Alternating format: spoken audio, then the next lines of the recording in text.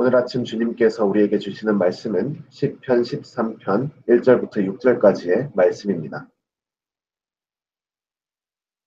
시편 13편 1절부터 6절까지 말씀 우리 한 마음으로 봉독하도록 하겠습니다. 여호와여, 어느 때까지니까 나를 영영히 잊으시나이까? 주의 얼굴을 나에게서 언제까지 숨기시겠나이까? 내가 나의 영혼을 경영하고 종일토록 마음에 근심하기를 어느 때까지 하오며 내 원수가 나를 쳐서 자긍하기를 어느 때까지 하리이까?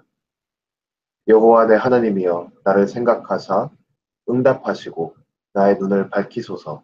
두렵건대 내가 사망의 잠을 잘까 하오며 두렵건대 나의 원수가 이르기를 내가 저를 이기었다 할까 하오며 내가 요동될 때에 나의 대적들이 기뻐할까 하나이다. 나는 오직 주의 인자하심을 의뢰하였사오니 내 마음은 주의 구원을 기뻐하리이다. 내가 여호와를 찬송하리니 이는 나를 후대하심이로다. 아멘. 저는 오늘 시편 13편 말씀을 통해서 심 가운데 행하는 믿음이라는 제목으로 하나님 말씀을 선포하도록 하겠습니다. 사람마다 살다 보면 이렇게 장기간 동안 힘든 일을 지속적으로 겪을 때가 있습니다. 힘든 일이 한 번씩 오고 가고 하는 것들은 우리가 충분히 신앙 가운데서 또한 성도의 교제 가운데서 함께 이겨나갈 수 있지만 만약에 어려운 일이 계속해서 지속적으로 우리를 피곤하게 만들고 우리를 무너뜨린다면 참 많은 경우는 우리가 무너질 수가 있습니다.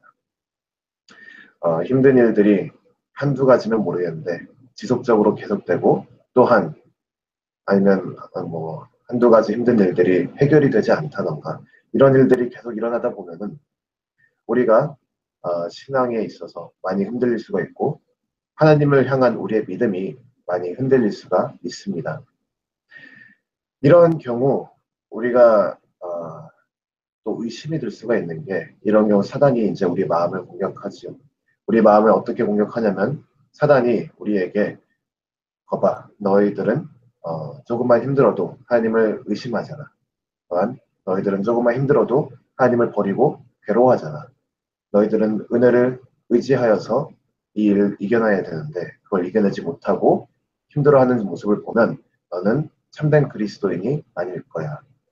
라는 그런 식으로 사단이 우리를 속이고 우리를 정죄하고 우리로 하여금 더욱더 하나님 앞에 나갈 수 없도록 막는 경우들이 있습니다.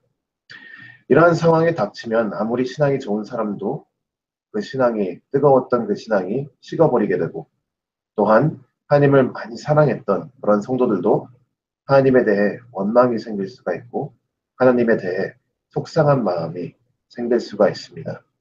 그들이 이제 이런 경우 하나님께 물어볼 수 있죠. 주여, 왜 도대체 이렇게 나에게 어려운 일을 주시니까? 하나님을 이렇게 열심히 잘 섬겼는데 왜 나에게 이런 어려운 일이, 이런 고난이 닥치게 허락하십니까? 이렇게 하나님께 질문하고 또 의심할 수가 있습니다. 충분히 이해가는 상황이고 또한 이상적이진 않지만 현실적인 상황이지요. 하루하루를 살아가는 게 너무나도 괴롭고 또 너무나도 힘들기 때문에 하나님이 더 이상 나를 사랑하지 않는 것 같고 또한 하나님이 나를 이제는 버리신 것 같다라는 상상을 하게 하는 그때까지 가는 그런 고통들이 있습니다. 또한 이런 고통 가운데 있으면 우리가 흔히 말씀과 기도로 이겨내라 하는데 말씀과 기도가 도움이 안 될 수도 있지요.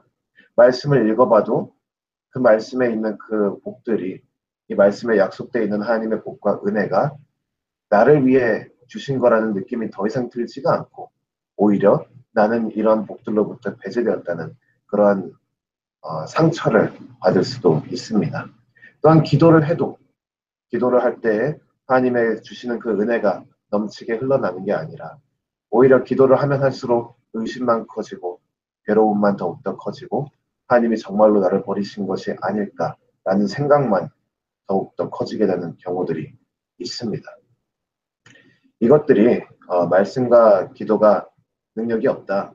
그 얘기를 하는 것은 절대로 아니지요. 하지만 우리가 너무나도 괴로운 상황 가운데 있을 때에는 말씀을 읽을 때 우리가 연약함 가운데 있기 때문에 말씀의 그 능력을 우리가 찾지를 못하고 또한 우리가 큰 의심 가운데 있기 때문에 기도의 능력을 우리가 찾지 못하는 것을 말하고 있습니다. 어찌되었건 간에 중요한 것은 무엇이냐면 우리가 이렇게 지속된 고난 가운데 있을 때에는 말씀으로부터 멀어지게 되고 또한 기도를 안 하게 되고 또한 궁극적으로 하나님에 대한 사랑이 식어버리게 되고 이제는 하나님에 대한 의심이 생기게 된다는 것입니다. 고통은 이렇게 우리 그리스도인들을 무너뜨리게 하지요. 고통과 고난은 믿음을 성장시키는 그런 요소가 되기도 하지만 또 어떤 때는 이 고통이 너무나도 힘들기 때문에 기독교인들이, 그리스도인들이 하나님으로부터 멀어지게 되는 일들이 종종 있습니다. 오늘 본문 말씀, 시편 말씀에 이렇게 이야기를 한 다윗도 우리와 비슷한, 지금 우리가 설명한 그런 일과 비슷한 일을 겪는 가운데 있었습니다. 오늘 본문 말씀을 자세히 보면 제가 방금 말씀드린 그 상황들이 그대로 나와 있습니다. 1절에 보니까 다윗은 하나님으로부터 버림받은 것 같은 괴로움 가운데 있었습니다. 마치 하나님이 그를 잊어버려서 언제쯤이 돼야 하나님께서 다시 돌아올 것인가? 언제쯤 하나님께서 다시 그를 기억할 것인가? 그렇게 고통 가운데 묵고 있는 다윗을 볼 수가 있습니다. 또한 2절을 보면 우리가 다윗이 인간적으로 할 만큼 하고 노력할 만큼 노력하고 참을 만큼 참았지만 여전히 변하는 것은 없고 계속해서 고난이 지속되는 가운데 그 괴로움 가운데 이렇게 갇힌 모습을 우리가 볼 수 있습니다. 얼마나 답답했으면 3절 말씀에 보니까 그는 제발 좀 자기 기도에 응답 좀 해달라고 하나님께 빕니다. 3절 보니까. 그러니까 다윗도 우리가 종종 겪는 그 어려운 상황들과 비슷한 상황에 다윗도 충분히 갇혀본 적이 있다는 거지. 그는 죽기 직전까지 다다를 정도로 괴로움 가운데 놓여져 있었고 또 그 가운데서 하나님이 함께 하심을 경험할 수가 없었습니다. 다윗 왕은. 이 어려운 상황 가운데 우리는 무엇을 할 수 있겠습니까? 솔직히 말해서 기도가 잘 안 되고 말씀을 읽어도 은혜가 없는데 그러면 이 상황 가운데서 무엇을 할 수 있겠습니까? 정말 정직한 답변은 사실 우리가 할 수 있는 것이 아무것도 없습니다. 이러한 상황 가운데 우리가 이 상황을 만회하고자 다른 집중을 옮겨서 TV를 시청하던가 아니면 쇼핑을 하던가 아니면 그냥 다 있기 위해 잠을 자던가 이러한 것들을 우리가 아무리 해도 하나님으로부터 버림받았다는 그런 괴로운 느낌을 이겨내기에는 역부족하지요. 정말로 우리가 할 수 있는 것은 아무것도 없고 오직 하나님께서 우리를 구원해 주시기까지 기다릴 수밖에 없는 상황인 것입니다. 이러한 고난을 겪는 기간들, 이런 것들이 우리에게 정말 괴로운데 우리가 할 수 있는 것은 아무것도 없다는 것을 기억해야 합니다. 그리고 다윗 또한 이 사실을 알고 있었습니다. 그러기에 다윗은 오늘 본문 말씀에 어떤 일을 했냐면 그가 무엇을 해도 하나님이 다시 그에게 돌아오게 만들 수 없다는 것을 알기에 그는 그가 할 수 있었던 그냥 유일한 것, 하나님을 다시 한번 믿고 하나님의 그 믿음을 다시 한번 고백하고 그 믿음대로 언젠가 다시 오실 하나님을 확신하고 바라보며 하나님을 찬양했다는 것입니다. 우리가 오늘 본문 말씀 1절부터 4절과 또 5절부터 6절을 보면 좀 상반되는 말씀들을 볼 수가 있죠. 1절부터 4절은 다윗이 하나님을 경험할 수 없고 함께 계신 하나님이 느껴지지가 않고 너무 고통스럽기 때문에 하나님께 부르짖는 괴로움 가운데 부르짖는 다윗을 볼 수 있습니다. 그런데 5절부터 6절을 보니까 다윗은 하나님을 믿고 하나님께 자신의 믿음을 고백하고 하나님을 찬양하죠. 이것이 하나님이 정말 믿어지고 하나님이 정말 고백이 되어지고 하나님을 정말 찬양할 수 있기에 하는 것이 아니라 그가 의심 가운데 있고 두려움 가운데 있음에도 불구하고 그냥 하는 겁니다.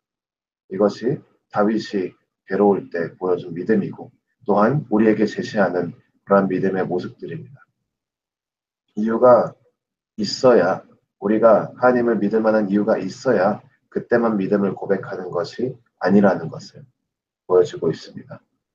우리는 괴로움 가운데 고난 가운데 종종 하나님을 의심하게 될 때가 있습니다. 그럴 때에 우리가 어떻게 나아가야 하는가? 솔직히 말해서 그 의심을 이겨낼 수 있는 논리적인 그런 말들로 그 의심을 이길 수 있다면 그럼 책을 읽으면 되죠. 하지만 의심이라는 것은 대화로 풀 수 있는 것도 아니고 뭐 증명으로 보여줄 수 있는 것도 아니고 우리가 의심 가운데 있을 때 우리가 할 수 있는 유일한 것은 의심함에도 불구하고 믿음을 행하는 것입니다. 다윗이 시편 13편에 그가 불신 가운데, 불신까지는 아니더라도 의심과 괴로움 가운데 믿음을 행사했듯이 우리 그리스도인들 또한 종종 괴로움 가운데 하나님이 의심될 때에 그 의심이 있음에도 불구하고 하나님의 선하심을 바라보고 하나님의 선하심을 기대하고 하나님의 선하심을 소망하면서 하나님을 찬양하면서 나아가는 그리스도인들이 되어야 한다는 것입니다. 이 말씀을 통해서 우리가 시원한 답을 얻는 것은 아니지만 그래도 우리가 의심 가운데 괴로움이 지속될 때 어떻게 해야 하는가 좀 더 배워나가고 우리가 할 수 있는 유일한 것 그저 선하신 하나님을 믿고 기다리고 찬양하는 것 그것을 우리가 행할 수 있는 훌륭한 그리스도인들이 되기를 주님의 이름으로 축원합니다.